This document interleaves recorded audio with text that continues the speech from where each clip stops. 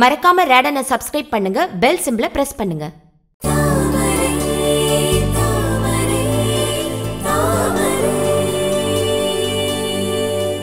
அந்த லதா ஸ்னேகா பத்தி தப்பு தப்பா பேசிட்டு இருக்கா. அதுக்கு நீ சும்மா வாட இருந்த? அவ வாய் கிழிக்க வேண்டாம். என்னம்மா பண்ண சொல்ற? அவ கேட்குற கேள்விக்கு ஸ்னேகாவை பதில் சொல்லாம நின்றுட்டு இருக்கா. நான் மட்டும் என்ன பண்ண முடியும்? அப்படி என்ன நீ பதில் சொல்ல முடியாத அளவுக்கு கேள்வி அவ கேட்டா? ஸ்னேகாவுக்கு ஒரு பையன் இருக்கானா?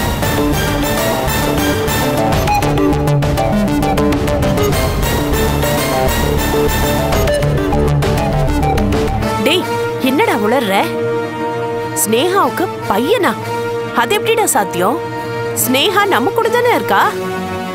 அவதான் சொல்றானா, நீயும் கேட்டுட்டு வந்திருக்க? மோகன்தாஸ் ஆசிரமத்துல போய் கேளு, ஸ்னேகா பத்தி தெரிய வரும்னு சொல்றா.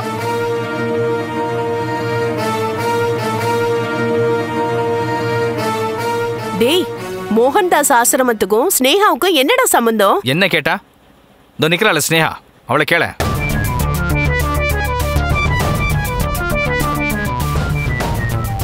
ஸ்னேகா, என்ன ஸ்னேகா இதெல்லாம்?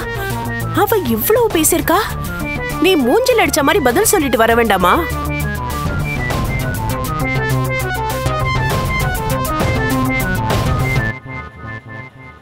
ஆண்டி, லதா கேட்ட கேள்விக்கு ஸ்னேகாவால பதில் சொல்ல முடியலன்னா என்ன அர்த்தம்?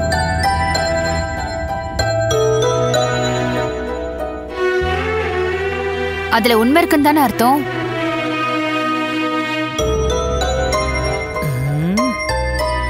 அப்படின்னா ஸ்னேகாவுக்கு ஒரு பையன் இருக்கான்னு சொல்றியா?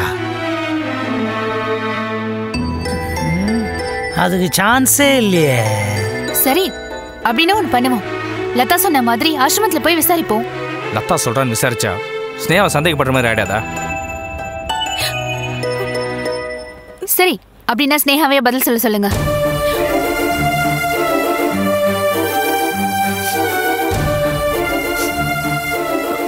நீ இப்படி பேசாம இருக்கிறது சரியில்லைம்மா. பேச ஸ்னேகா. லதா சொல்றது உண்மையா? பாத்தீங்களா ஆண்டி, கேள்வி கேட்டா பதில் சொல்லாம அழறாங்க. அப்படின்னா லதா சொல்றதுல உண்மை இருக்குன்னு தானே அர்த்தம். டிகே, நாளைக்கே ஆசிரமத்துக்கு போய் விசாரிக்கிறோம். எனக்கு என்னமோ லதா சொல்றதுல உண்மை இருக்குன்னு தான் தோணுது.